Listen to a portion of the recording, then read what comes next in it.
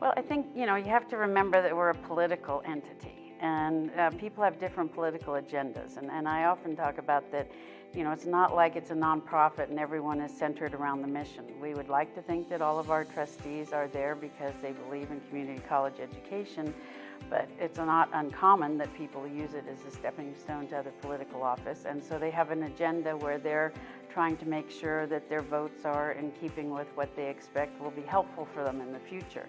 And I think that the CEO needs to understand the agenda of each trustee, and they also need to understand what it takes for them to make a decision. People learn things in different ways. Some people need to read things, some people need to talk about them. I do think that the CEO needs to understand how each board member thinks and what it takes for them to be able to make a decision. And if they can get that down, they're going to be able to better manage the meetings and make sure that they have the information that they need in order to make timely decisions. One of the things I think is hard is that you really can't be friends with the board members. And in my day job, I represent boards, and I often say that I have to be a chameleon.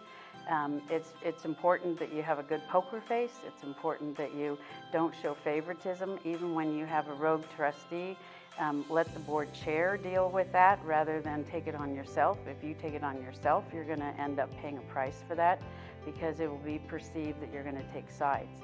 And so being able to be independent and to provide guidance and leadership to the board when they're starting to go off course perhaps. But the reality is that the CEO gets into the business of the board and tries to tell the board what to do internally, it will create greater division and will ultimately lead to a less than successful relationship between the board and the CEO.